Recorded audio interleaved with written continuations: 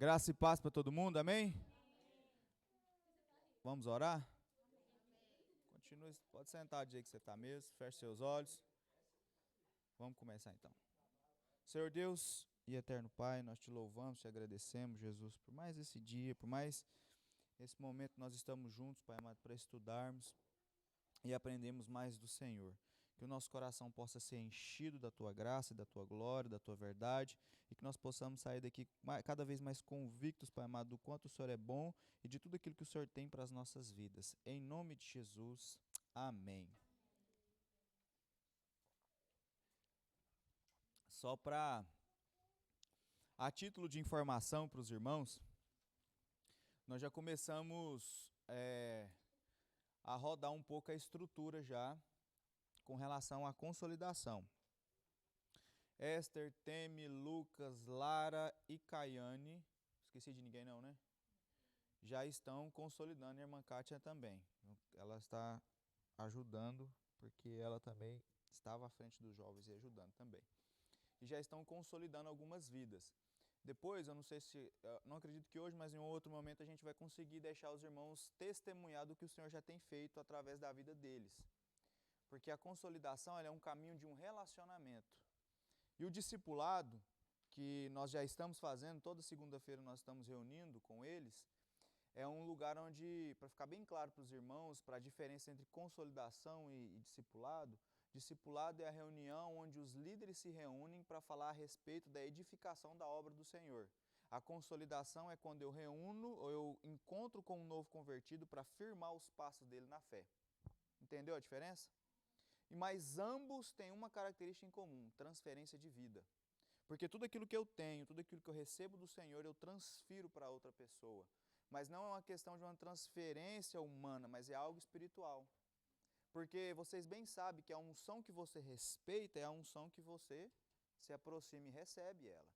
Então nós entendemos muito sobre isso, o papel nosso como liderança é ensinar, nós vamos ensinar cada um a liderar e se mover, sabe por quê?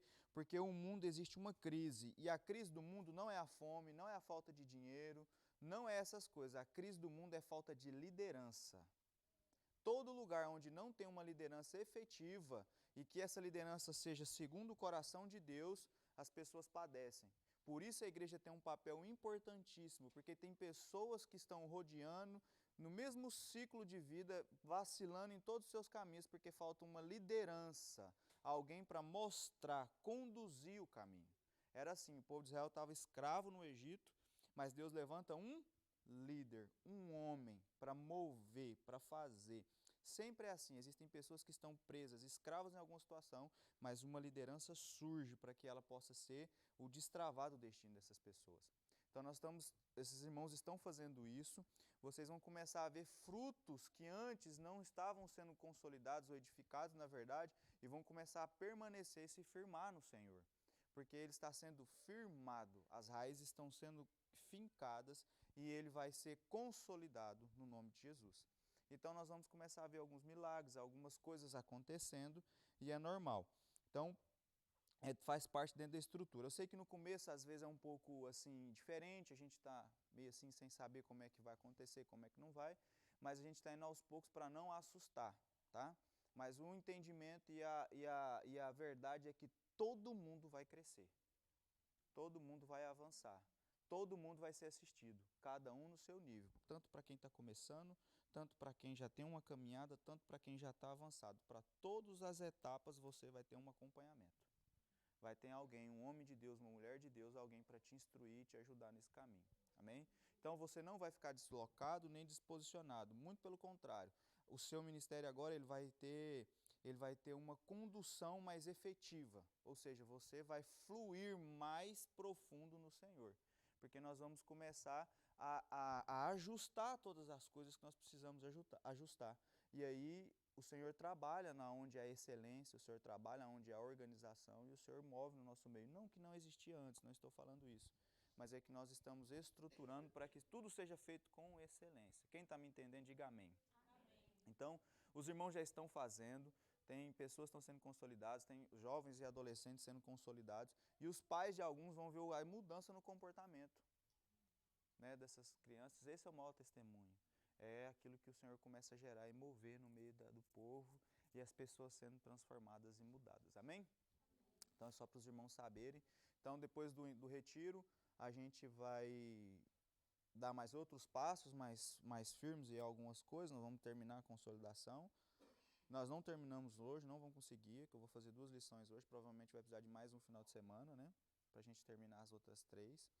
E a gente vai depois conduzir, ver com o pastor o que ele vai estabelecer para a igreja e a gente vai passando para os irmãos. Amém? Então vamos começar? Abre seu material aí. São 10 lições, né? Hã? Sim, 10 lições. Hoje nós vamos falar sobre o capítulo 6. Eu sou livre.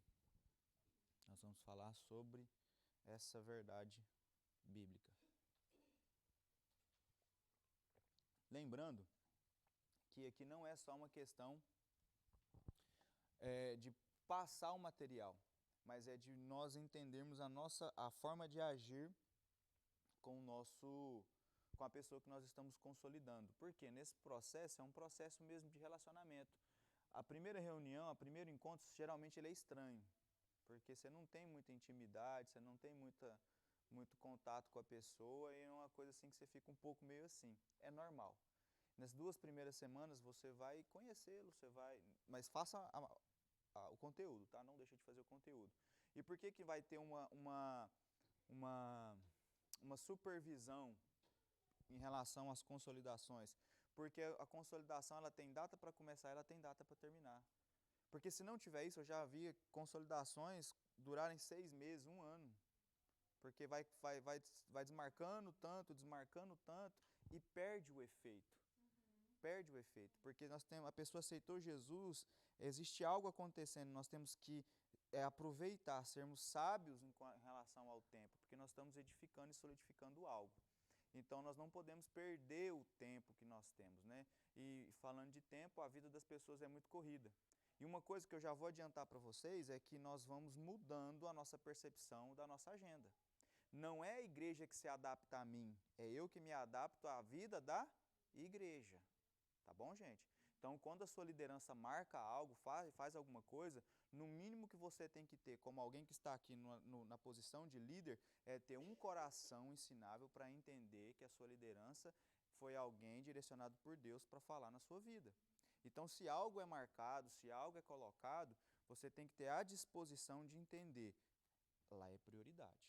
É claro que existem situações que são analisadas, você vai conversar com o seu pastor, ele vai te explicar, ele vai te mostrar, mas nós precisamos já mostrar isso para os irmãos, por quê? Porque depois lá na frente ninguém vai falar, é muita coisa, é isso, é aquilo. Não, irmãos, nós precisamos ter revelação, que em relação ao nosso tempo, ele é do Senhor. Amém? Isso não vai impedir de você ter tempo com a sua família, não vai impedir você de ter o seu lazer, não vai impedir você de ser feliz e fazer as coisas que você tem vontade de fazer. Mas a vida não é só essa parte, tá? Então a vida da igreja é algo muito importante, nós estamos já mostrando e ensinando, e desde os primeiros passos na fé para que as pessoas entendam. Porque, na verdade, as pessoas têm o costume de entregar para Deus só um pouquinho da vida delas, né? Eu vou no culto, você está passando de bom. Nossa, na oração é o ápice da minha vida com Deus. Não, existe muito mais do Senhor e eu louvo a Deus pela sua vida que está aqui para sentar e ouvir. Eu vou te falar, muito mais glória vai ter sobre a sua vida porque você vai alcançar muitas vidas para o Senhor. Amém? Então, quando a gente senta para ouvir, isso é para todo mundo, para quem senta para ouvir, um dia não, o Senhor já está capacitando para um dia estar falando. Não que você não tenha essa capacidade, você tem sim, Deus vai falar através da sua vida, você vai estar aqui, mas eu louvo a Deus pela humildade do seu coração de estar aqui recebendo algo que você talvez até já saiba. Porque esses assuntos que nós estamos falando não é coisa que é coisas que nós não sabíamos, são coisas que nós já sabemos. Mas eu louvo a Deus pela sua humildade do seu coração de estar aqui para receber algo da parte do Senhor para você ministrar na vida de alguém. Amém? Então vamos lá. Capítulo 6, eu sou livre. Você pode vencer o pecado. Nenhum filho de Deus precisa viver como escravo de vícios e pecados, porque nós já fomos libertos. Então o Evangelho é completamente a respeito da bondade de Deus. Nós precisamos receber luz do Espírito Santo para entender o quanto somos amados pelo Pai, porque quando a gente entende esse amor, a libertação começa a se manifestar. Na carne, o homem não pensa coisas boas a respeito de Deus. Quando ele ouve sobre a graça de Deus, ele pergunta, será que Deus pode ser tão bom assim? Porque o costume do mundo é que nada é de graça, sim ou não? Nada é de graça no mundo. E quando a gente fala que o amor de Deus, ele não espera nada em troca, porque Deus te amou mesmo sabendo que você não tinha nada para oferecer, as pessoas duvidam disso. Falam, como assim? Esse negócio está errado. Porque quando alguma coisa é de graça, eu sou o produto, alguma coisa a pessoa quer comigo. Mas não é assim com o Senhor, porque o Senhor contraria a lógica do mundo. Então a graça não leva ao pecado, mas sim à lei. Na verdade, é a bondade de Deus que nos conduz ao arrependimento. Lá em Romanos 2,4 diz assim, ou despreza a riqueza da sua bondade e tolerância e longanimidade, ignorando que a bondade de Deus é que te conduz ao arrependimento. Por que é a bondade de Deus que te conduz ao arrependimento?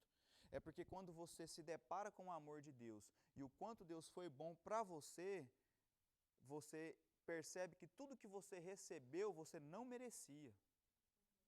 Quem é minimamente humilde diante do Senhor vai reconhecer que tudo que Deus fez na sua vida e tem feito, você reconhece que você não merece nada do que Deus tem feito. E porque você reconhece isso, essa bondade te conduz ao arrependimento. Você fala, não tem como eu não viver o que Deus tem, o que Deus quer. E aí isso nos conduz. Por quê? Porque a Bíblia fala que o amor de Deus nos constrange. A gente fica constrangido. Porque a gente fez como a gente é tão rebelde, difícil, complicado, mas mesmo assim Deus não desiste de nós. Nunca desistiu e nem vai desistir. Por isso que nós como igreja, nós não desistimos de pessoas. As pessoas dão trabalho, e muito trabalho. Irmãos, vai ser normal nesse estilo de igreja que a gente vai ter, de liderança e de acompanhar irmãos. Nossa, tem irmão que dá trabalho demais. Eu vou te falar, é semelhante a ter um filho espiritual. É a mesma coisa. Eu tenho 2 filhas, pensa em 2 peças abençoadas. Ontem a uma chegou, que ralou o joelho aqui ontem, eu estava ali comendo bolo e conversando com os meninos, ela chegou, não chegou chorando, ela chegou, papai, e eu peguei e eu bati na menina, eu puxei o cabelo dela, eu dei um tapa na cara dela e eu não sei o que, e pipipi, na hora que chegou no dodói que ela viu, ela destampou a chorar. Ou seja, é um comportamento errado, mas eu como pai fui lá. O que foi? Aí eu descobri que ela pegou nos tapas foi a Rebeca. Olha o tamanho da Rebeca e o tamanho dela. Então, tipo assim, aí eu não sei o que é, parece que ela estava brincando de ser a mãe dela e ela leva muito a sério a brincadeira, muito a sério mesmo. E aí, quando eu fui ver, e ela é assim, se bater na irmã dela na frente dela, ela quer entrar no meio. Fala, por que você está batendo na minha irmã? Não pode bater nela e não sei o quê. Ela toma as dores mesmo. Mas isso são laços de uma criança que é infantil e é imatura. Então nós temos que aprender, conduzir ela para o amadurecimento. Tem filho espiritual que vai dar trabalho demais da conta. Você vai falar com ele, filho, é aqui. E ele tá não sei o que, filho, não pode, fica aqui, permaneça aqui, essa é a palavra de Deus para você. E ele sai, e ele anda para lá, e ele mexe, ele dá um trabalho aqui. E você tá vendo que o demônio tá brincando com a cara dele, e ele vai para lá, e ele vem para cá, e ele mexe de um lado, ele mexe de outro. Mas a nossa função é sempre ser como um pai é com o filho. Porque por mais que o filho dê trabalho hoje, quem é pai sabe muito bem disso, o filho vai crescer e vai ser motivo de orgulho. Entendeu? E um filho espiritual da mesma forma. Quando você cresce, você vai ver, porque no estilo de vida que a gente veio, né, que eu e a Renata viemos, teve irmãos que foram líderes de crianças, de adolescentes, de jovens, que hoje são pastores de mais de 20 mil pessoas. A pessoa cuidou dele, instruiu ele, e hoje ele é um pastor que pastoreia mais de 20 mil pessoas. Você vai olhar e o pastor fala, ó, eu sou grato pela irmãzinha tal, porque eu era da célula dela, ela teve paciência comigo, Deus usou ela para falar na minha vida, e hoje eu sou o que eu sou através da vida dela. Eu vou te falar, essa mulher tem parte do galardão da vida desse pastor. Então vai ser muito comum nós crescermos no Senhor e nós vemos as pessoas crescer. Esse é o estilo de vida que Jesus nos ensinou. Porque à medida que eu cresço, os irmãos que estão comigo vão crescendo, é uma transferência de vida. Nós precisamos entender isso. Então vai ter momentos que vão dar trabalho, mas não tem problema. Pode continuar que o Senhor vai te abençoar e vai te ajudar. Então nós precisamos ter clareza em nossa mente de que Deus é bom e Ele não está nos privando de nada bom. Então, eu vou usar o exemplo aqui dessa palavra aqui, é até ruim falar ela, porque às vezes nós temos um outro contexto, né, não tem todo mundo casado, mas eu acredito que a palavra em si não gera nenhum tipo de impacto negativo, porque é uma coisa que é verdade, né? Então eu vou colocar a palavra do sexo apenas dentro do casamento para nós entendermos o que eu quero falar aqui hoje. Então, quando Deus criou o sexo apenas para dentro do casamento, Ele está fazendo algo para nos abençoar. Então, no mundo, nós somos levados a pensar que esse ato fora do casamento é algo, e não é normal. Mas para as pessoas isso é algo normal. Entretanto, quando nascemos de novo, sentimos dentro de nós que isso está errado. E aí nós vamos usar, né, a questão do pecado sexual só como um símbolo de todos os outros pecados. Nunca pense que Deus seja contra o sexo. Deus criou o sexo e, na verdade, o primeiro mandamento que Ele deu ao homem foi para fazê-lo. E Ele disse a Adão que ele crescesse e se multiplicasse. Eu não preciso nem contextualizar o que Deus está mandando, né? Então, tudo aquilo que nós limitamos se torna o quê? Olha aqui, presta atenção. Tudo aquilo que eu limito se torna, mas aquilo que eu libero se dissipa e se perde. As pessoas têm um ditado lá fora que fala tudo que é proibido é mais. Isso é uma mentira do diabo. Mas é uma verdade do pecado. Percebe a contradição? É uma mentira do diabo porque é uma verdade, é um sofisma que não se aplica a nós, mas é uma verdade em relação ao pecado e à nossa carne. Por que tudo é escondido é gostoso, Juliano? Porque a forma que o diabo age, ele age nas trevas. E tudo que nós, como crentes, agimos, nós agimos na luz. Tudo que uma pessoa vai fazer de errado, ela faz é um princípio espiritual do pecado. Faz escondido, nas trevas. Um ladrão, ele gosta de roubar porque ninguém está vendo. Mas Deus age na luz. Por isso que quando Deus vai tratar com o pecado, Ele traz luz. Primeiro Ele traz a palavra, Ele traz o seu amor, Ele traz a sua presença, porque o Senhor começa a mostrar tudo aquilo que precisa ser mudado. Então o Senhor traz luz para as nossas vidas. Então, as pessoas têm esse engano na mente. Então Deus criou o sexo para ser limitado dentro do casamento entre o marido e a mulher. Isso faz com que ele seja explosivo e gratificante, seja algo maravilhoso. Só que o diabo tirou, né, esse ato para fora do casamento. Isso faz com que a sua energia se dissipe. E o homem, quando fala homem, é um homem e mulher, não consiga nenhuma satisfação permanente. As pessoas procuram uma satisfação, né, e não vão encontrar, porque a satisfação não está no ato, mas está no propósito. Percebe? O ato sexual não é o que me faz ser como é que eu posso falar? Feliz, preenchido e satisfeito. Mas é o propósito de Deus para o casamento. E aí, a parte, né, que é essa parte, é a consumação de algo maravilhoso que Deus fez. Só que aí, nós precisamos entender que os pecados não são iguais. Jesus disse a Pilatos que aqueles que o haviam entregado a ele tinham cometido um pecado ainda maior. Quando a gente fala que, às vezes, a gente usa o termo pecadinho, pecadão, tudo é pecado, de fato é uma verdade. Mas existem pecados que, aos olhos de Deus, ele tem um peso e outros têm outro peso. Mas tudo é pecado do mesmo jeito. Ponto, não tem discussão.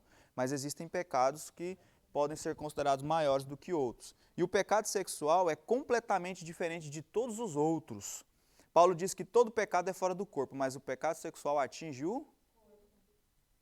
Ele fala, fugir da impureza, qualquer outro pecado que uma pessoa cometer é fora do corpo, mas aquele que pratica a imoralidade peca contra o próprio corpo. 1 Coríntios 6,18. Alguns dizem que o crente cai em pecado sexual se enche de demônios. Mas não é isso que Paulo está dizendo aqui. Antes ele afirma categoricamente que o crente continua sendo templo do Espírito Santo, não deixa de ser. E isso é que torna o pecado sexual ainda mais grave. Porque é como se eu estivesse cometendo algo com a presença do próprio Espírito Santo dentro de mim. Como não? De fato é.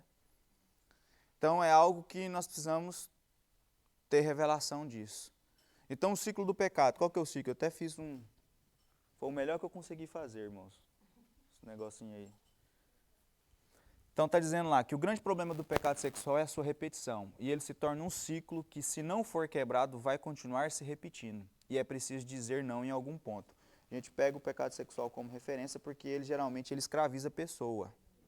Estou falando de pornografia, estou falando de fornicação, estou falando de adultério, eu estou falando de flertar, tem gente que flerta, que fica com brincadeirinha, é comprometido ou talvez solteiro e faz graça com outras pessoas, mas todo pecado, o princípio é o mesmo, existe um ciclo, que nós precisamos entender ele.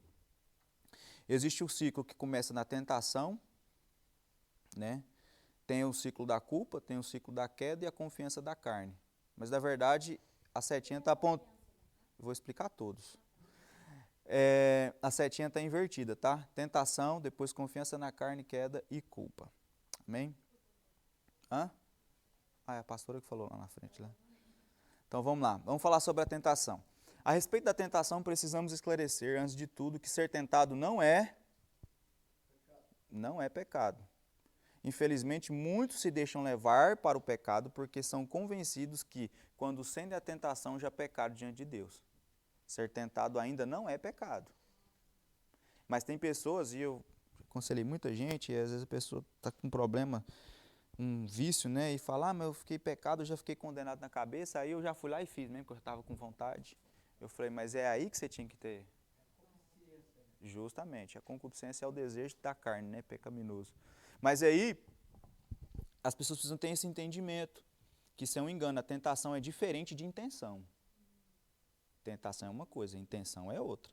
Então, muitos homens olham para as mulheres, mas aqueles que olham com intenção impura. E aí, né, o que o Senhor fala, né? Que a lei se gaba que aquele que adultera, peca, mas Jesus fala, aquele que olhar de uma forma impura já cometeu o adultério. Então, Jesus muda a perspectiva e muda o padrão. Então, nós precisamos entender isso. A segunda coisa é que a ordem bíblica é para que a gente fuja do pecado e não tente resistir à tentação. Simplesmente a gente fuja dela, fuja daquilo que dá ocasião ao pecado. Paulo diz em 1 Coríntios 6,18 que devemos fugir da impureza. Devemos fazer como José diante da esposa de Potifar. Ela cercou ele, o que ele fez? Eu não confio na minha carne. Eu não confio na minha carne. E eu vou te falar, você não deve confiar na sua carne. Homem nenhum deve confiar na sua carne. Um homem não deve estar sozinho com uma mulher não deve estar sozinho com um homem. O marido vigia aonde ele anda, o que ele faz, o que ele tem que fazer. Porque eu não confio na minha. Os maiores escândalos que acontecem na igreja é porque são homens que se acham capazes de fazer aquilo que ele não deveria estar fazendo. Porque ele confia. Isso comigo não acontece. Irmãos, deixa eu te falar algo. A sua carne não vai converter. Por isso que ela já foi condenada no pecado. E todas as vezes, nós vamos falar um pouco sobre isso, o cristão ele não cai da noite para o dia. São pequenos pensamentos que o diabo vai ganhando espaço dentro da cabeça dele. Só que nós estamos falando aqui de novos convertidos, e novo convertido ainda é desenfreado às questões de vontades, impulsos sexuais e pecaminosos. Mas nós, como líderes, precisamos entender que nós devemos fugir da aparência do mal. Não é nem do mal, é aquilo que aparenta ser ruim. Aquilo que aparenta ser ruim. Por isso nós precisamos ter esse entendimento, e isso muda a nossa percepção, porque uma das próximas matérias fala que nós vamos falar sobre santidade. E santo não é o oposto de pecado. Santo significa algo separado, algo diferente. Você é diferente porque tem a presença de Deus. E a santidade é fruto da graça e de um relacionamento com o Senhor. Pode falar, pastora?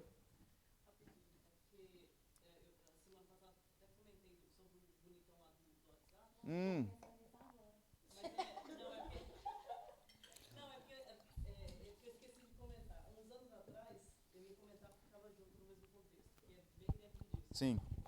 Eu estava grávida da Rachel, nós morávamos num apartamento que só tinha a Rebeca, eu estava bem grávida da Rachel. Sim. E na frente do nosso apartamento tinha um rapaz egípcio. E aí ele sempre muito educado, muito gentil e tal, um dia ele bateu lá em casa. Você gosta de peixe? E meio assim, eu falei, não sou muito fã não. Nem eu e nem o Kevin, a gente nunca gostou de peixe. Sim. Não gosto muito não.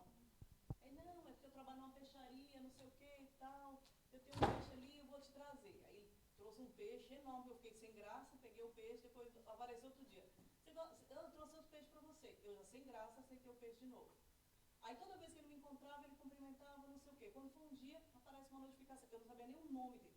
Aparece uma notificação dele no meu Facebook. Sério. Eu falei, gente, eu nem sabia, o nome dele era Xerife, o nome dele. Aí, Xerife.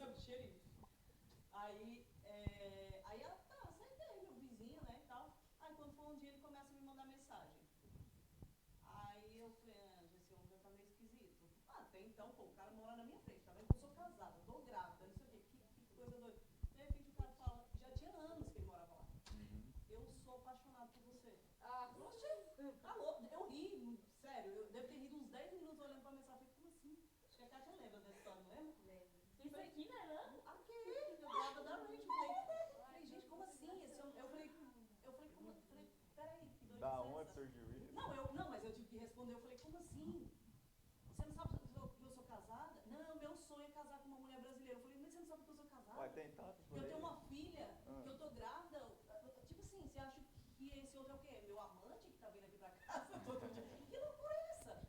Aí ele, não sei o quê. Aí eu falei, comecei a falar de Jesus. O homem era muçulmano. Comecei a falar de Jesus. O homem nunca mais falou comigo. Foi a melhor estratégia, né? Eu encontrava ele na rua, eu passava pro outro lado da calçada. Não vou dizer, não fiquei tentadora nenhuma, né, gente? Não por nada, né? Não desmerecendo o rapaz egípcio. Fugir da aparência do mal. Mas eu tô falando exatamente isso. Se eu começo a dar conversa, a ganhar mais peixe, daqui a pouco ele viesse com carne é mais tentador que Certo.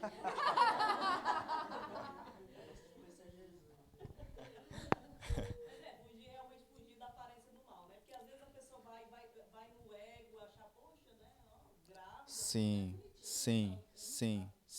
Então, não, realmente é fugir da aparência do mal. Sim. A palavra do Senhor fala, foge outro sim das paixões da mocidade, segue a justiça. Eu não sei porque que esse A tá com F aí, o que aconteceu ali, meu Jesus? AF, né? A Bíblia agora está tão atualizada, tem um AF agora. Eu não lembro de cabeça esse texto, mas fala o amor e a paz com os que de coração puro invocam o Senhor. Então, o momento da tentação é o melhor momento para dizermos não ao pecado. E fazemos isso simplesmente fugindo. Não tem conversa, querido. É sem conversa. Não tem negociação. É um posicionamento. Pode falar, pastor. Eu entendo assim, por isso que eu estou indo como se algo me atrai, a minha carne, eu tenho que fugir de tal coisa. Porque quando os meus olhos começam a cobiçar, eu já começo a desejar. E quem deseja quer adquirir. Exatamente. E quando a gente adquire, a gente quer tirar proveito. Você não vai adquirir uma coisa só para adquirir. Aí o pecado é consumado após que Houve a intenção, né? não é verdade? Uhum. Então é mais ou menos isso que você está falando. Sim, a Eva foi a mesma coisa. Quando Deus falou para eles não comerem do fruto do conhecimento do bem e do mal, a Bíblia fala que ela passou tempo demais olhando para a árvore e ela se parecia desejosa para se comer. E o diabo ele observa. Sim. Os caras estão olhando muito para isso aqui. Sim. Aí começa a dar força. Vamos conjecturar que comer pizza seja pecado. E o diabo sabe o seu histórico de vida.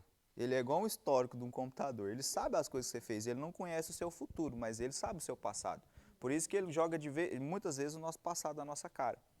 Ele traz quando Revelações assim também na igreja. mas quando vem muito do passado, fica esperto. E aí ele sabe que você não que pizza é pecado, ele não vai te oferecer churrasco, não vai te oferecer sanduíche, não vai te oferecer nada. Ele vai bem naquilo que te realmente chama atenção. Criar uma janela que foi fechada por diabo. Justamente. Artificial usa isso, né? Você está olhando muito tempo numa coisa e ele começa a sugerir aquilo porque você gastou. O algoritmo faz isso. O algoritmo faz isso. Quando ele fechou, eu já falei isso aqui outro dia. Quando ele tapa as brechas do muro de Jerusalém, ele pôs um sentinela na onde foi fechado. Uhum. Por quê? Porque aonde colocou ali as pedras massas, vamos dizer assim, ainda estava fresco, estava fácil De entrar. entrar. Então ele botou um sentinela. Sim. Então eu costumo dizer que nós, a parte que nós era mais usado pelo diabo é uma parte que o diabo mais vai tentar, um lugar onde a gente é mais frágil. Redobrar mais a vigilância. É exatamente, é isso mesmo, pastor. Então, o segundo passo, né, daquele hologramazinho lá que eu fiz foi que nosso primeiro passo é a tentação. Aí, se você não disse não na tentação, vem a confiança respondendo sua pergunta. Todavia, em vez de fugir, alguns totalmente acreditam que podem lidar com o pecado na sua força. Podem resolver isso, pode fazer isso. Mas geralmente não é nem só sobre isso, a questão é de não estar onde não deveria, é de não andar onde não deveria, estar com pessoas que não deveriam, e aí, não, eu tenho condição, eu tenho força para isso. É igual todas as vezes, você vai ver muito comum isso, um novo convertido falando, não, eu vou lá pregar para fulano de tal, ou meu ex-namorado, ou eu vou no tal lugar lá, não sei o quê. Ô, meu irmão, não faz um negócio desse não. Uma amiga que ela dizia que ela ia pra boate porque estava indo evangelizar. É, né? Eu converti, até hoje ela tá na boate. Cadê? Daniel, vem cá. Vem cá, deixa eu fazer um teatrinho aqui. Fica do jeito que você está aqui. Me dá sua mão. É mais fácil eu puxar ele aqui para cima ou ele me puxar para baixo? Alguém postou na igreja que da igreja para o mundo é um, mas do mundo para voltar para a igreja... Foi a Vanessa que postou, né? É exatamente isso. Então tem pessoas que acham que é assim, por isso que essa questão da liderança, que nós estamos, só um minutinho meu bem, que nós estamos estipulando, vai ser algo que vai ser feito com responsabilidade. Entendeu? Pode falar. Só um pouquinho, Su, que ela... Quer passar a vez? Porque isso acontece. É possível. Isso acontece porque onde a gente está hoje é praticamente dele, né? A terra. Sim. Por isso que há uma guerra para voltar. E ele não quer perder, né? Aliado, né? Exatamente isso. Sim, irmã Sui. Pois é, eu sempre digo assim, a pessoa que está fazendo uma coisa que politicamente não é errado, não é pecado, né, é como andar na beira do abismo. E aí, qualquer coisinha, qualquer vento, a pessoa caiu. Depois cai do abismo, como é que vai voltar? Exatamente. É um trabalho danado, né? Aí Deus tem que usar irmãos, né, para ir lá. Foi sozinho, né, com as próprias pernas. Depois Deus tem que movimentar muita gente para ver se tira os demônios do indivíduo. Isso é chamado de confiança na carne. Tá Cami aqui, mas desculpe aí os erros de português, que às vezes não dá tempo de corrigir, irmãos.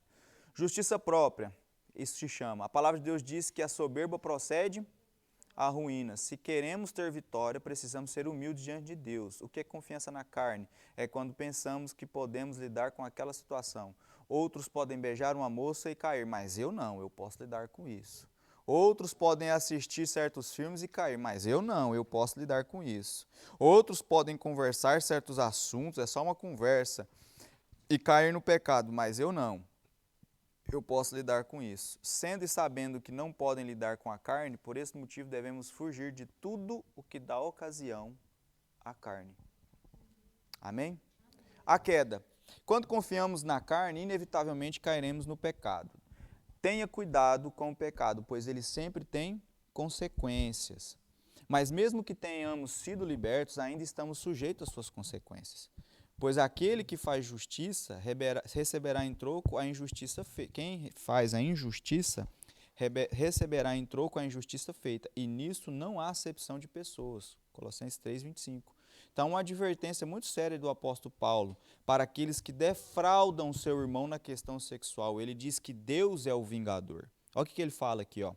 Que cada um de vós saiba possuir o próprio corpo em santificação e honra, não com desejo de lascívia, como os gentios que não conhecem a Deus, e que nessa matéria ninguém ofenda nem defraude a seu irmão, porque o Senhor contra todas essas coisas, como antes nos avisamos e testificamos claramente, é o vingador.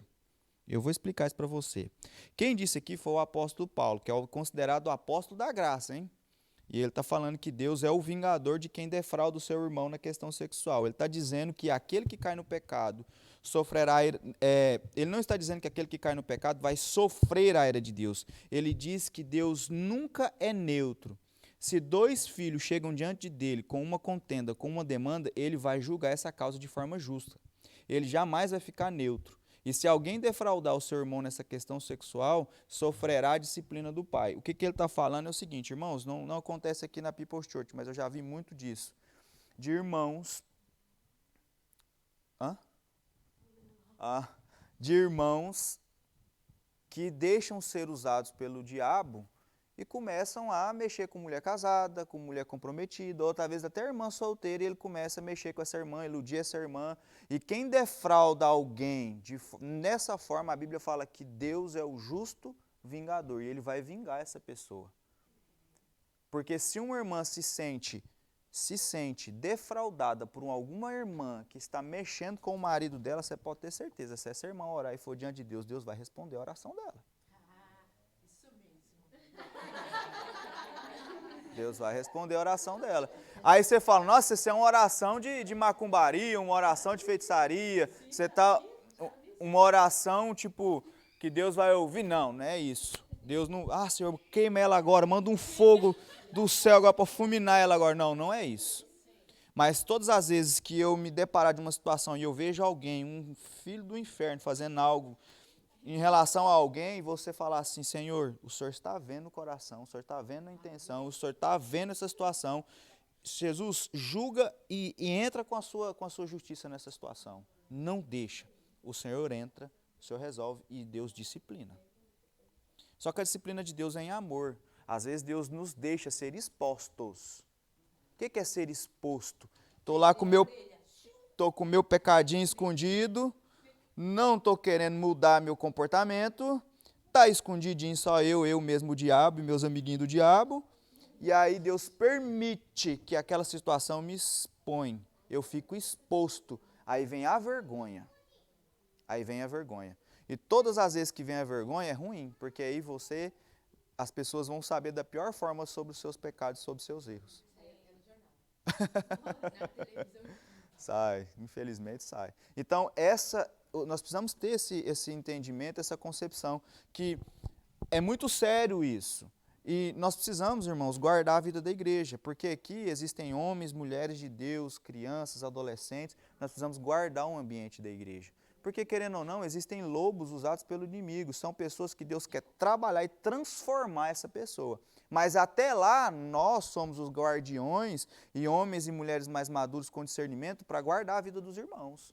Irmão, e se eu ver, eu falo mesmo. Se eu ver que alguém está com graça, irmão, vigia e não deixa o diabo usar a sua vida. Não deixa o diabo usar a sua vida. Irmão, o que é isso, irmão? Não, eu estou falando na autoridade de Jesus. Se for necessário, eu expulso o demônio que está na sua vida. Não estou endemoniado, não. Ele falou, então, obedece.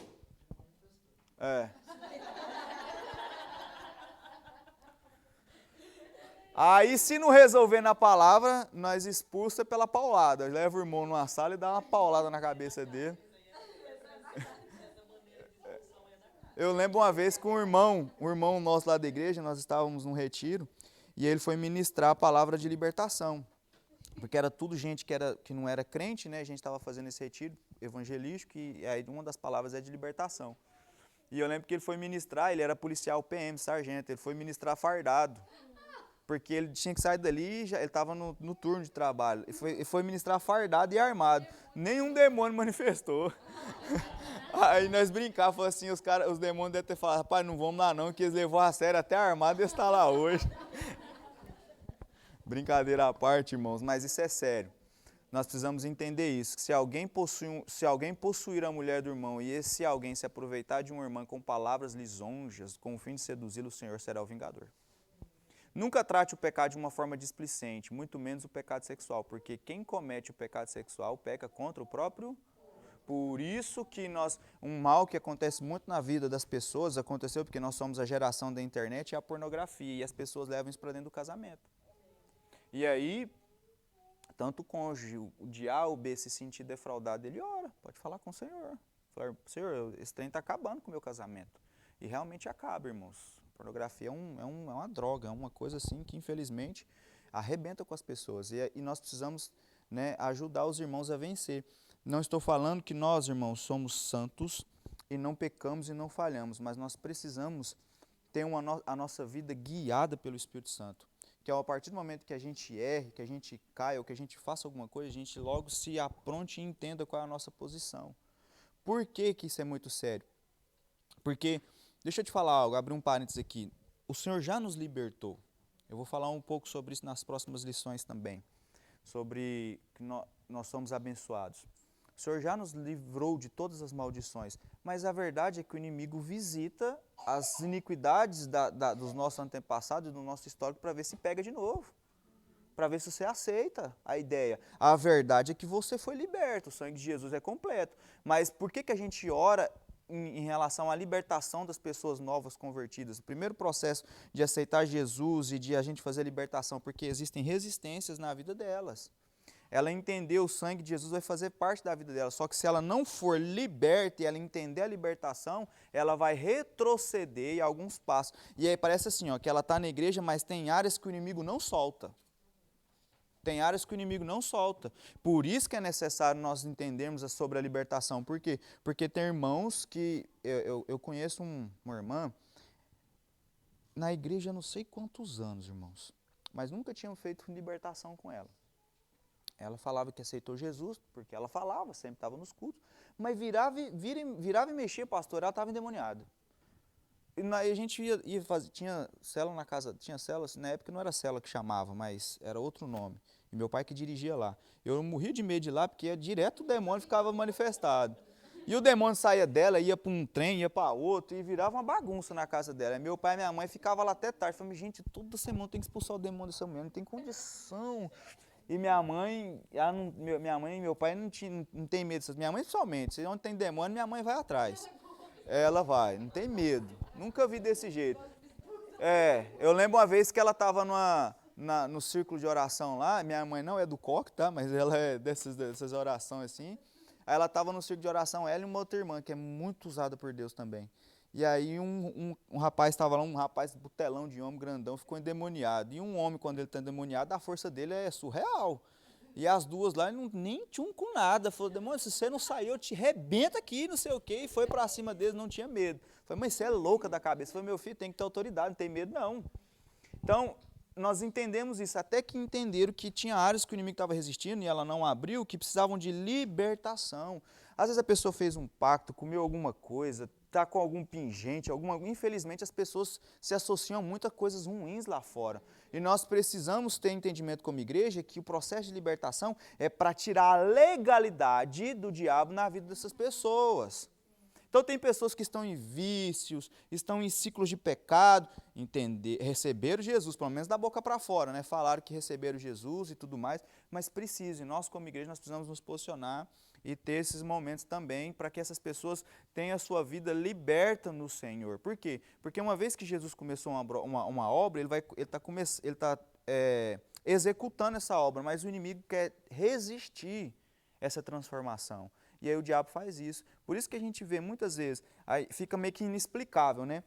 A pessoa é crente e tudo mais, mas parece que tem um ciclo na vida dele, da família, que se repete. Mas não é crente, mas porque não tem entendido sobre essas coisas. Jesus já o libertou, mas ele não se posiciona no Senhor. E aí ele precisa entender que existem áreas que o inimigo está resistindo, tem áreas que não rompe, parece que é um ciclo. Aí nós temos que quebrar elas. Mas a gente quebra através da palavra, a gente a quebra através da oração, a gente a quebra através do jejum, a gente começa a direcionar e dar voz de comando, porque o inferno não pode prevalecer. Os irmãos entenderam isso? Amém? Tem pessoas que ele aceita tranquilo, na igreja, mas não consegue se libertar. Tem idolatria dentro de casa, tipo guardado no armário. Aí eu ganhei de fulano, não vou te fazer isso. Um pastor antigo meu contava que ele foi expulsar um demônio lá de uma pessoa que ficou endemoniada, aí chegou lá, a mulher endemoniada, aí o pastor chegou para expulsar e o demônio falou, eu saio, mas só sai depois que ela devolver o negócio que ela roubou meu. Aí roubou o quê, seu? Ela foi lá no terreiro de Macumba, onde eu atuo, e pegou uma galinha minha para matar, para comer aqui, na casa dela. Enquanto ela não devolveu, eu não saio. Falou desse jeito. Eu não sei, pastor, o que ela vai fazer? Eu não sei. Eu só acreditei porque foi ele que falou num culto, num dia. Porque se não for, gente, o que a pessoa vai roubar uma galinha mais preta? Não é preconceito, não, mas... Mas o diabo, gente, ele é muito infantil.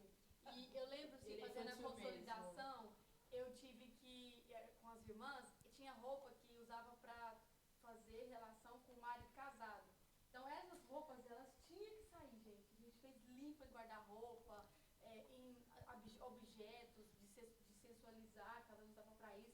E aí eu até comentei com o Juliano ontem, eu comprei uma cortina, comprei não, ganhei uma cortina lá pra minha sala. Gente, eu olho pra ela, sabe quando o coração aperta assim, ó? Falei pra ele, eu não consigo tocar na cortina pra abrir assim, que dá um trem em mim. Eu vou tirar, gente, porque eu não sei. Às vezes não é nada, só meu espírito não tá em paz com isso. E aí eu até falei pra ele, toda vez que eu compro uma roupa, a gente tem muita mania de comprar roupa em brechó, né? Não sei se eu compro às vezes uma roupa lá no brechó, eu sempre oro, porque a roupa é de outra pessoa. Eu sei que eu oro normal, tá abençoada, é minha, agora, mas a cortina eu não sinto que é de orar, não, sinto que é pra jogar fora mesmo. Amém. Aí o outro ciclo é a culpa. O último ciclo é a culpa. Vamos lá. A não ser que você não tenha nascido de novo, inevitavelmente sentirá a culpa após a queda. O diabo está presente em todo o processo. Ele é o tentador, ele te faz cair. Depois que você cai, ele se torna o acusador. Aí ele vai apontar o dedo na sua cara bonita, aí você vai sentir remorso. Mas se você não conseguiu dizer não em nenhum outro momento, então tem que dizer agora. Muitos equivocadamente pensam que quanto mais condenação sentirem, mais força terão para vencer o pecado da próxima vez. Só que isso não é verdade. A condenação torna o pecado ainda mais forte, porque a pessoa ela sente o peso sobre as costas dela e aí ela começa a aceitar que aquela é a condição dela e não é. Então, por que isso acontece? Para compreendermos isso, precisamos entender como a lei atua em nós, fortalecendo o pecado. Paulo diz que a força do pecado é a lei. Mas eu quero falar um pouco mais sobre a tentação. Por quê? Porque ela não tem como expressar a sua voz se nós controlamos o nosso desejo. Eu quero falar um pouco mais sobre a tentação, porque é o primeiro estágio, mas só para pincelar sobre essa questão da culpa, toda vez que a gente sofre a culpa e a condenação, aquilo vem como um peso, como um jugo. E o jugo dessa condenação faz com que eu tenha legalidade para continuar o ciclo. E aí, qual que é a base para que eu seja liberto de todos os pecados? O sangue de Jesus. Se eu acabei de pecar, acabei de errar, a primeira coisa que eu tenho que fazer não é olhar para mim mesmo, quão miserável eu sou. Nós somos, isso não vai mudar a nossa carne. O que eu preciso é do sangue de Jesus. E aí eu vou entender o seguinte: Senhor, eu não me comportei como deveria, eu não vigiei como deveria, eu não me posicionei como deveria, mas eu entendo que o seu sacrifício já me libertou e já me perdoou de todos os meus pecados. Eu me aproximo do trono da tua graça e entendo que o arrependimento vem do Senhor para mim, não é de mim para o Senhor. Quem gera o arrependimento é o Senhor. Nem arrependimento nós temos condição de gerar. Pode falar, pastora. Como diz aqui, como Paulo disse em Romanos 7:8, fala, mas o pecado, aproveitando a oportunidade dada pelo mandamento, produziu em mim todo tipo de desejo cobiçoso, pois sem a lei o pecado está morto. Antes eu vivia sem a lei, mas quando o mandamento veio, o pecado reviveu e eu morri. Descubro que o próprio mandamento destinado a produzir vida, na verdade, produz morte, pois o pecado, aproveitando a oportunidade dada pelo mandamento, enganou-me por meio do mandamento e me matou. De fato, a lei é santa e o mandamento é santo, justo e bom. Então, o que é bom se tornou morte para mim? De maneira nenhuma, mas para que o pecado mostrasse como o pecado ele produziu morte em mim, por meio do que era bom, de modo que por meio do mandamento ele se mostrasse extremamente pecaminoso. Sim. Na realidade é exatamente isso. Esse peso da lei, né? Esse peso já traz esse desejo cobiçoso que muitas das vezes a culpa... Vamos contextualizar. Esse texto é importante, isso a senhora leu. Eu gostei que a senhora leu esse texto. Vamos contextualizar para os irmãos entenderem. Tá, mas vamos lá. Por que a lei gera em nós esse sentimento de culpa e de condenação? Vou pegar o exemplo da mulher pega em adultério, certo? A lei dizia que ela tinha que ser o quê? Ela tinha que ser apedrejada. A lei traz sentença. A lei traz sentença. E para que porque eu não sei se vocês lembram, mas em Deuteronômio 28 fala sobre eu não sei se fala no mesmo capítulo, eu não estou lembrado agora, sobre as bênçãos de quem obedecer e sobre as maldições. As bênçãos, se eu não me engano, são 14 ou 13 versículos, mas de maldição são 50 e poucos versículos. Mas se resume em pobreza, morte e doença. Se resume nesses três. Se você não, vai vir um migrador, cortador, vai não sei o quê, sua colheita vai ruim, não sei o quê, não sei o quê. Existem várias maldições. Só que Cristo veio e cumpriu toda a lei para que eu e você agora tivéssemos a obediência de Cristo. Por que essa nova aliança ela é superior? Porque a lei ela mostra que o caráter de Deus ele é santo, perfeito e imutável. E eu e você, nós não conseguimos atingir o padrão de Deus. E aí Jesus vem, cumpre toda a lei e instaura uma nova aliança, que é a aliança da graça. É um favor imerecido, eu não merecia. E por causa da obediência dele, agora a graça de Deus através do Espírito Santo me capacita a viver um estilo de vida aonde ele vai viver em mim. Porque a cruz é duas substituições. Primeiro ele morre no meu lugar. E depois, no dia a dia, ele vive no meu lugar. Como assim, Juliano? Vou te explicar. Como assim, né? Toda vez, né? Vamos lá. Por que o Espírito Santo substitui no nosso dia a dia? Porque ele sabe que eu e você, nós não somos capazes de viver tudo aquilo que a palavra de Deus tem para nós, com relação ao novo estilo de vida. Por isso, Paulo fala que já não vivo eu, mas Cristo vive em mim. O Espírito Santo atua dentro de você, te ajudando a caminhar em toda a perspectiva da vida cristã. Por isso a lei traz condenação, porque quando eu erro, a lei ela é santa e justa, ela tem que te condenar. O pecado, o salário do pecado é a morte. Pode falar, Dani. Tem uma frase que eu já ouvi um tempo atrás que faz quebrar esse ciclo todo, me ajudou muito, que fala que a santidade em si não é a gente não pecar, mas é a gente parar todo dia e se lavar, se tomar banho e buscar comunhão e ter. Sim. Então não é que a gente é santo, mas é que a gente busca todo dia o relacionamento, a proximidade de estar com Cristo, porque é Ele que perdoa e nos traz de volta no trilho do caminho que Ele quer. Sim. Mas a verdade é exatamente isso, só que é algo mais profundo ainda. Eu arriscaria não. Eu sou mais ousado em dizer pela palavra. O Senhor fala que nós já somos santos, porque nós somos separados. A questão parte desse princípio que você falou, do meu relacionamento. Isso muda a todo o meu posicionamento com o Senhor. Então, por exemplo, ao invés de eu estar onde eu não deveria estar, e se eu escolho estar com o Senhor, a probabilidade de eu fazer alguma coisa que eu não deveria é muito pequena. Porque existe um relacionamento, existe um lugar, existe uma direção. Então, a força do pecado é a lei. Todas as vezes que uma pessoa peca, querido, escuta isso que eu vou te falar, e que a gente fala da lei é quando a gente traz condenação. Eu subo aqui nesse púlpito e pego o microfone. Tem irmãos que é assim, assim, assado, usa roupa assim, assim, assado, vão para o inferno, vão ser tudo lá queimado no inferno, e não sei o quê, e começa aquelas palavras de condenação, de morte, não sei o quê, eu vou te falar. Isso dá mais força para o inimigo atuar, porque a pessoa vai se sentir debaixo de condenação e ela vai entender, eu não consigo vencer. Mas quando a pessoa vem aqui e fala do que foi feito na cruz, da obra que Jesus fez, da consumação, da redenção, do amor, do milagre, do mover, a pessoa fala, opa, tem uma esperança para mim, porque eu já sou miserável em mim mesmo. Eu já sou miserável em mim mesmo, a minha carne não tem jeito, mas aí ele começa a entender que Jesus proporcionou uma nova vida para aqueles que estão nele. E aí isso gera mudança, porque a bondade de Deus é quem gera o arrependimento. Porque se nós formos para o Velho Testamento, Deus falava várias vezes, eu não suporto mais esse povo comete a mesma coisa e faz a mesma coisa, mas era o ministério da lei. Deus falava que eles iriam ser amaldiçoados por isso e por isso, se fizessem isso, mas isso não gerou mudança.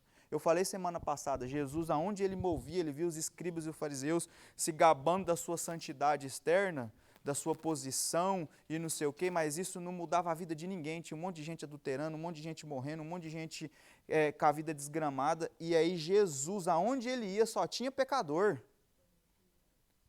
Esse é o estilo de vida que agrada ao Senhor. Se tem pecador do seu lado, é porque eles estão entendendo que tem uma esperança. Tem alguma coisa acontecendo. Os escribas e fariseus falam, mas como é que esse homem se associa com os pecadores? Mas aonde Jesus ia, essas pessoas iam, porque sabiam que tinham palavras de vida eterna, tinha algo que mudava. Essa é a concepção da graça, é uma aliança superior à da lei. Por quê? Porque nós não vimos o mar ser aberto, mas eles não experimentaram o Espírito Santo dentro deles. Entendeu? Nós não vimos com os olhos nossos naturais as coisas aconteceram, mas nós experimentamos a divindade de Deus dentro de nós, ao ponto de nós podermos fluir na presença de Deus. E isso é superior, entre outras coisas que eu não vou falar, porque senão a gente vai acabar estendendo muito. Mas por que eu deixei e vou falar mais sobre a tentação? Por quê? Porque se nós controlarmos a tentação e os nossos desejos, nós vamos quebrar esse ciclo. Ou seja, sem esquecer que contamos, né, com a ajuda soberana de Deus em primeiro lugar. E uma arma certeira contra a tentação é o autocontrole, que é o domínio, que é um fruto do Espírito que está ao seu dispor. A gente só não usa, mas tem aí.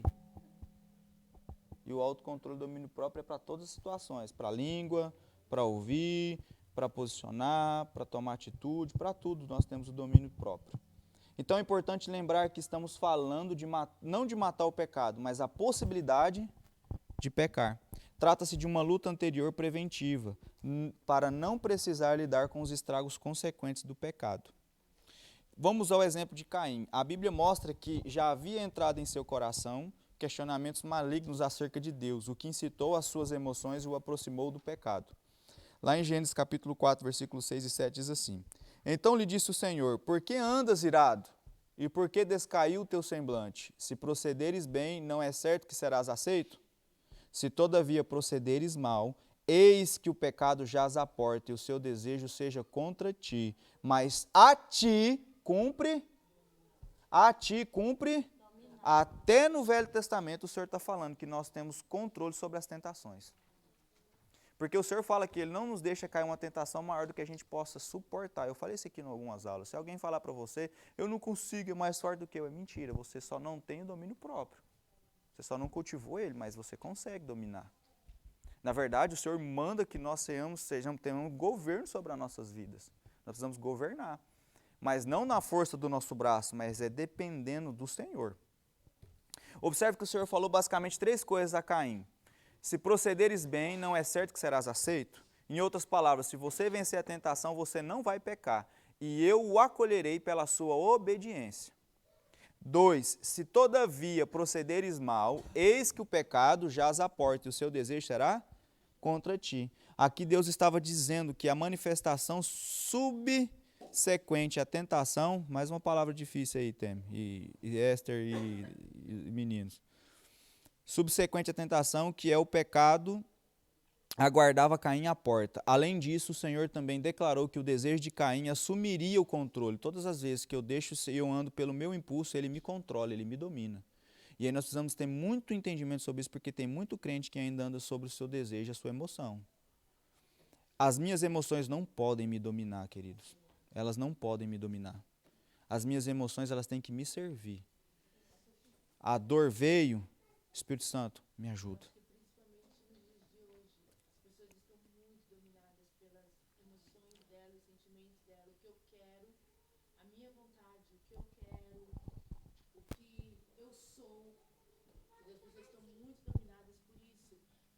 Por isso que a homossexualidade está tão grande hoje em dia, o LGBT e toda a obesidade está tão grande.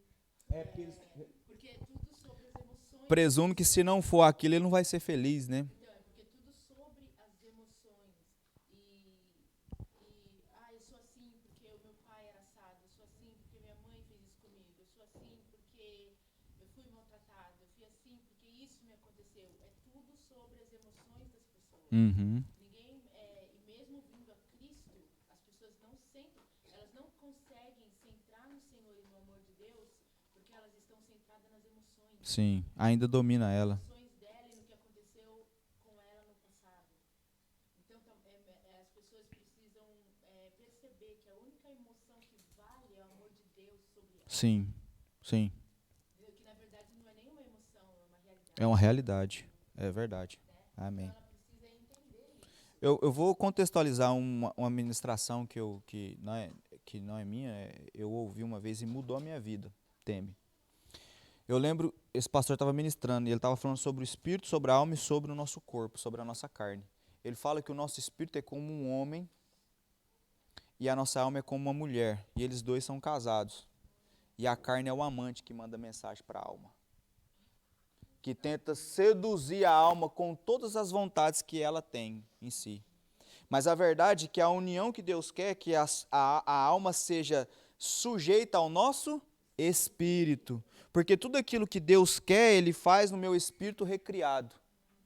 É interessante que Davi faz uma oração uma vez, quando ele estava sendo perseguido, Saul querendo matar ele, e ele estava com muita pressão na cabeça, e ele fala um monte de coisa, ele fala, Senhor, não fui altivo no meu coração, não quero isso, não quero aquilo, mas por favor, aquieta a minha alma.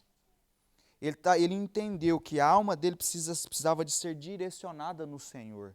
E muitas vezes a nossa carne quer assumir o controle, ela quer fazer. Por que a gente fica triste? Porque a nossa carne sentiu algo e dá para a nossa alma a direção e ela obedece. Mas por que nós temos que andar no Espírito? E aqui é matéria já do cursão, a Bíblia fala que sem fé é impossível agradar a Deus. Somente eu agrado a Deus se eu ando por fé. Mas a Bíblia fala que os que andam no Espírito podem agradar a Deus. Então andar em Espírito é andar em fé.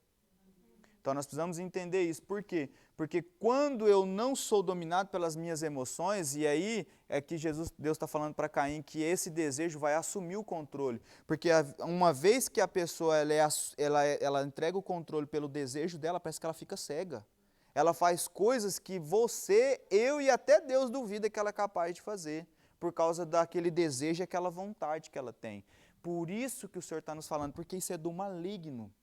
Isso é do maligno, viver segundo a nossa... E aí, agora eu já mudo o patamar da nossa conversa para a nossa realidade. Eu não estou falando nem de pecado grotesco, eu estou falando de viver a nossa vida baseada nas nossas emoções. Eu vivia tão baseada nas minhas emoções que eu vivia de cama. Eu vivia de cama. E muito tempo que eu passei de cama por causa das minhas emoções.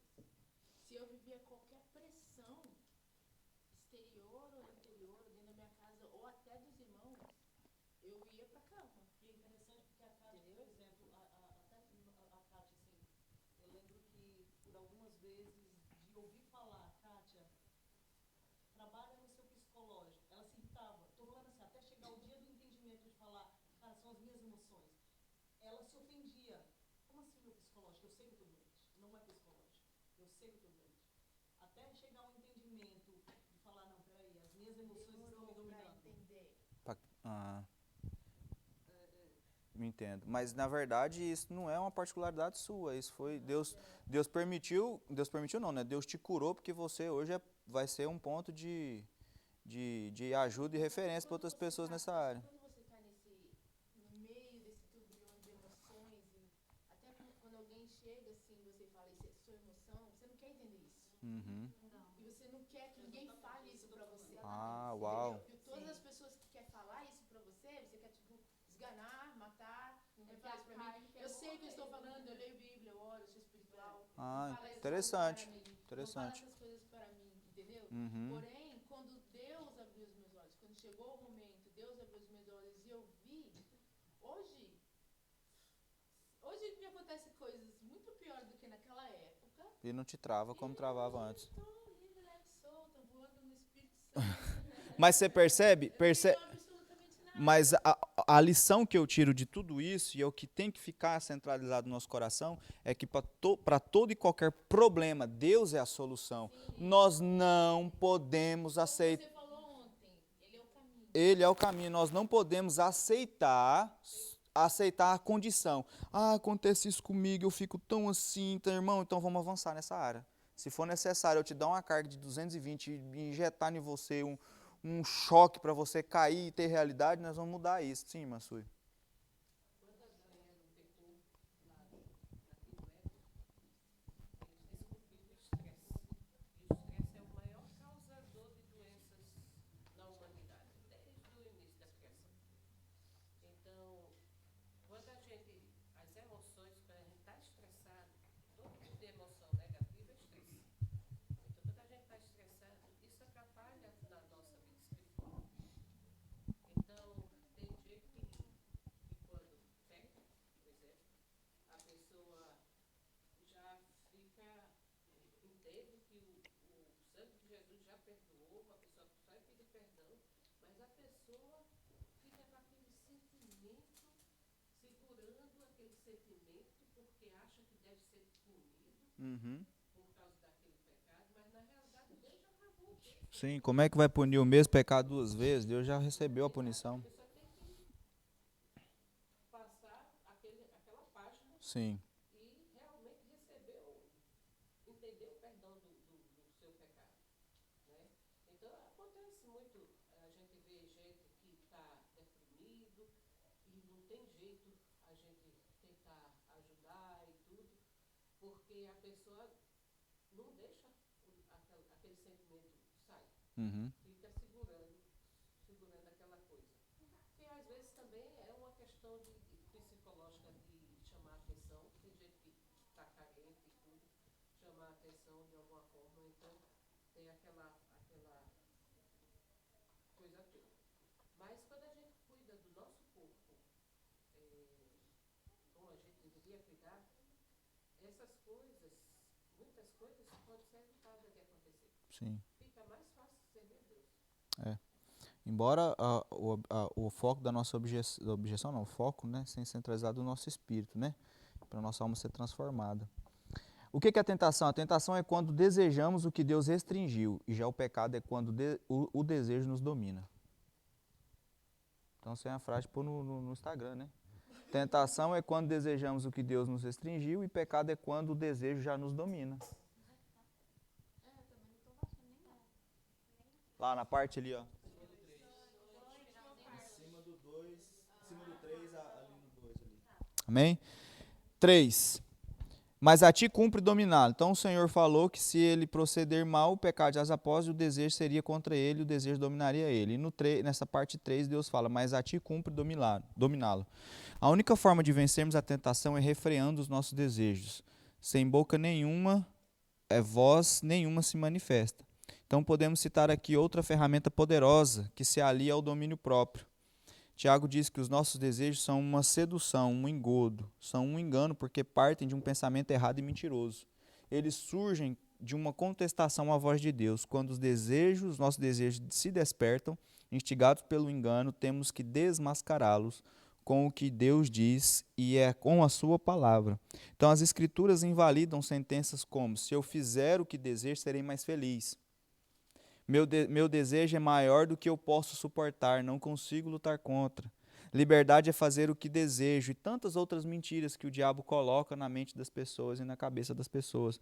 Então, se a Bíblia é uma arma, nós precisamos atacar com a Bíblia. Então, neutralize o engano dos seus desejos carnais com a única verdade. Aponte a palavra contra você mesmo e leve a sua própria carne cativa. Utilize as Sagradas Escrituras como ferramenta para dominar-se a si mesmo. E aqui nós partimos por uma outra posição e as pessoas vão amadurecendo e entendendo que a nossa carne ela tem que sujeitar-se à obediência. A obediência. Nós temos que colocar a carne no lugar devido dela. Normal.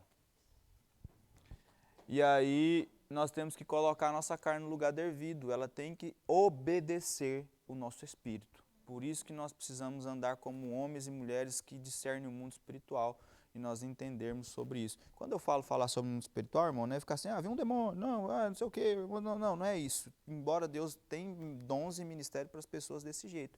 E eu honro essas pessoas que têm esse ministério, porque elas veem coisas que a maioria das pessoas não veem.